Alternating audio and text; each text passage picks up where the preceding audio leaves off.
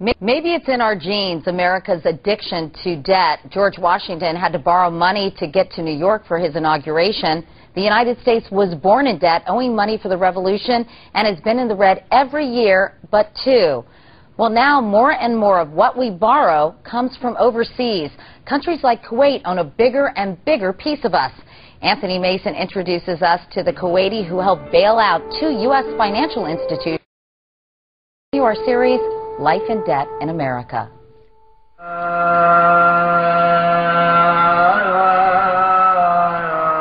The oil-rich Persian Gulf. For decades, it's been America's gas station. It's now becoming our bank. Your fund is a major investor in the U.S., yes? Yes. Badr al-Saad has never spoken to American television before. He's the head of the Kuwait Investment Authority, the tiny Gulf nation's national reserve fund, now flush with cash from Kuwait's oil profits. You're sitting on over $200 billion, is that right? Let me tell you, by law, I cannot mention any figures. I am prohibited. Yes, Katie, please. Managed from this London trading desk, Kuwait's fund, estimated at $215 billion, is among the biggest in the world. One of Kuwait's biggest investments, U.S. debt. Is the U.S. still a good investment? Yes, over long term, I believe it's a good investment.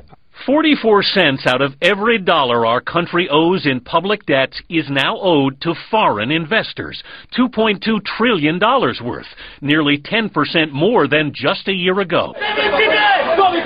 Because our debt at home is growing so fast, we've had to go abroad to borrow from the world's booming economies, like the 6 Gulf states, including Kuwait, which control $1.7 trillion. China's fund, which has $200 billion, and Russia's with $125 billion. It changes the nature of the world in the capital markets. Wall Street dealmaker Gary Parr has brought together foreign investors and U.S. companies hungry for cash. As long as oil is at $100 a barrel, and as long as we buy as many goods as we do from China, it is certain that a lot of capital and basically money is going to flow into those markets, and they're going to invest somewhere. But the surge in foreign investment makes many uneasy. There's an awful lot of power that comes with lending money.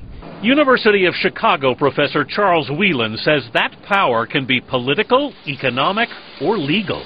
And there is no doubt that many of those things accompany the fact that these sovereign wealth funds are loaning a tremendous amount of capital to American businesses and indirectly to the American government by just being the ones with deep pockets at a time that we need to borrow.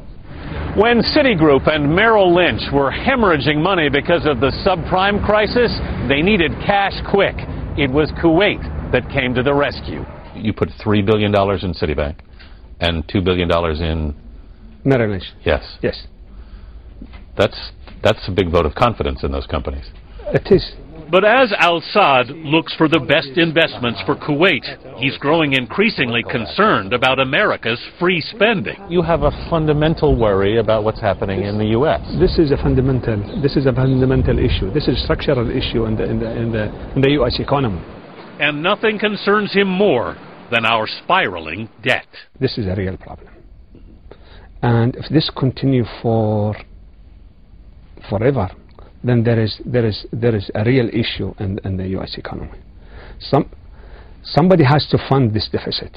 For now, it's countries like Kuwait, but for how much longer? Anthony Mason, CBS News, Kuwait City.